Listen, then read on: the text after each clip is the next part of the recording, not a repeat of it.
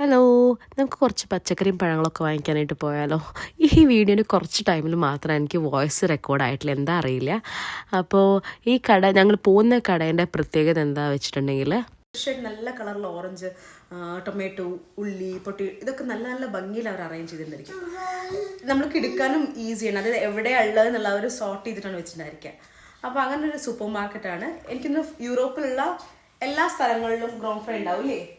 യൂറോപ്പിലുള്ള അതെനിക്കറിയില്ല, പക്ഷേ ഇവിടെ ഗ്രോൺ ഫ്രൈ ഉണ്ട്. അവിടെ നിന്ന് നല്ല ഫ്രഷ് ആയിട്ടുള്ള സാധനങ്ങൾ കിട്ടും. ഇവിടെ നല്ല തണുപ്പ് തുടങ്ങിയിട്ടുണ്ട്. തുടങ്ങിയല്ല, ഇവിടെ നല്ല തണുപ്പാണ് ഈ സമയത്ത്. അപ്പോൾ എനിക്ക് തീരെ ഇഷ്ടമില്ലാത്തൊരു കാര്യമാണ് ഈ 2-3 ഡ്രസ്സൊക്കെ ഇട്ടിട്ട് പുറത്ത് പോകുന്ന കാര്യം. അപ്പോൾ എന്താ പ്രശ്നം എന്ന് വെച്ചിട്ടുണ്ടെങ്കിൽ ഇതെല്ലാം കൂടി ഇടുമ്പോൾ എനിക്കൊരു ഭയങ്കര സഫോക്കേഷൻ ഫീൽ ചെയ്യും കേട്ടോ.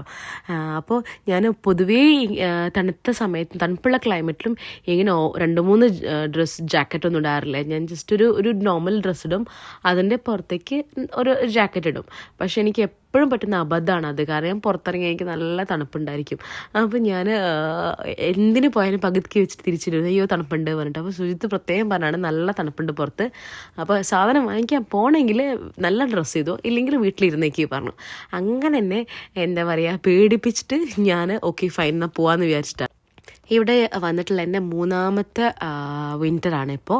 പക്ഷേ ഏത് വിൻ്റർ വരുമ്പോഴും എനിക്ക് തീരെ ഇഷ്ടമില്ല, കാരണം എനിക്ക് ഇത്ര തണുപ്പ് ഇഷ്ടമില്ല. ഞാൻ പ്രതീക്ഷിച്ച ഞാൻ സ്വപ്നം കണ്ടൊരു യൂറോപ്പ് അത് ഇതല്ല എന്ന് പറഞ്ഞ പോലെ എനിക്ക് ഇത്ര തണുപ്പ് വലിയ കാര്യമില്ല. പ്രത്യേകിച്ച് ഈ പ്രാവശ്യം നല്ല തണുപ്പുണ്ട് കേട്ടോ. അങ്ങനെ ഞങ്ങൾ ഗ്രോൺ ഫ്രൈയിലെത്തി, നല്ല കാറ്റുണ്ട് കേട്ടോ. അപ്പോൾ ഞാൻ നെറ്റിൽ നോക്കിയപ്പോൾ ഇവർക്ക് 324 സ്റ്റോഴ്സ് ഉണ്ട് ഗ്രോൺ ഫ്രൈൻ്റെ ഫ്രാൻസിൽ. ഞങ്ങൾ വന്ന സമയത്ത് ഇവിടെ മീനിൻ്റെ സ്റ്റോക്കെല്ലാം കഴിയാൻ തുടങ്ങിയിട്ടുണ്ടായിരുന്നു. പക്ഷേ ഞാൻ അന്വേഷിച്ച സാധനം കിട്ടി. എനിക്ക് ചെമ്മീൻ്റെ ആദ്യം വന്നത് 2 ബോക്സ് ചെമ്മീൻ ഉണ്ടായിരുന്നുള്ളൂ. അപ്പോൾ ഞാൻ വേഗം എടുത്തു. പിന്നെ ഞാനിവിടെ വരുന്നൊരു കാര്യം പറഞ്ഞിട്ടുണ്ടെങ്കിൽ, നമ്മൾ നാട്ടിലേക്ക് കിട്ടുന്ന ഫ്രൂട്ട്സും വെജിറ്റബിൾസൊക്കെ ഇവിടെ ചില സമയത്ത് കിട്ടും റെയറായിട്ട്.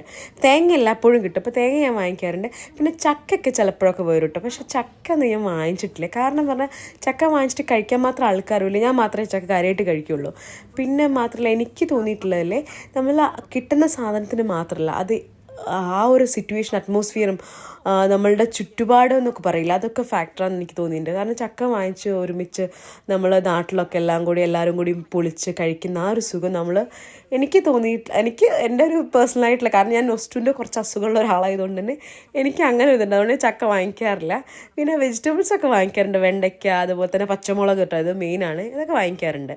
അങ്ങനെ അതൊക്കെ കഴിഞ്ഞിട്ട് തൊട്ടടുത്ത് തന്നെ ഈ ഒരു കളിക്കുന്നൊരു സ്ഥലമുണ്ട്, അവിടെ മോളെ കൊണ്ടുവന്ന് കുറച്ച് നേരം കളിച്ച്. വിൻ്ററിൽ ഇവിടെ പൊതുവേ നല്ല തിരക്കാണ്, കാരണം നോർമൽ ക്ലൈമറ്റിൽ ഇവിടെ പുറത്ത് നമ്മൾ ചെറുപ്പത്തിൽ കളിച്ച പോലെ മണലിൽ ഓടിക്കളിക്കാനുള്ള അങ്ങനത്തെ സ്ഥലങ്ങളൊക്കെ ഇവിടെ ഉണ്ട് കേട്ടോ. പാർക്കിലൊക്കെ നല്ല മണലില്ല, നമ്മൾ പൂഴി എന്ന് പറയില്ലേ, ആ പൂഴിയൊക്കെ സെറ്റ് ചെയ്തിട്ടുണ്ട്. അപ്പോൾ അതുപോലെ തന്നെ കുട്ടികൾക്ക് നല്ലോണം പുറത്ത് എൻജോയ് ചെയ്യാൻ പറ്റും. ഇതിപ്പോൾ നമ്മൾ വിൻ്റർ ആയതുകൊണ്ട് ഉള്ളിൽ ഇങ്ങനത്തെ സ്ഥലത്ത് കൊണ്ടുപോകുമ്പോൾ അവരുടെ എനർജി ഇങ്ങനെ അവർ തീർത്തോളും. അപ്പോൾ thank you for watching my video.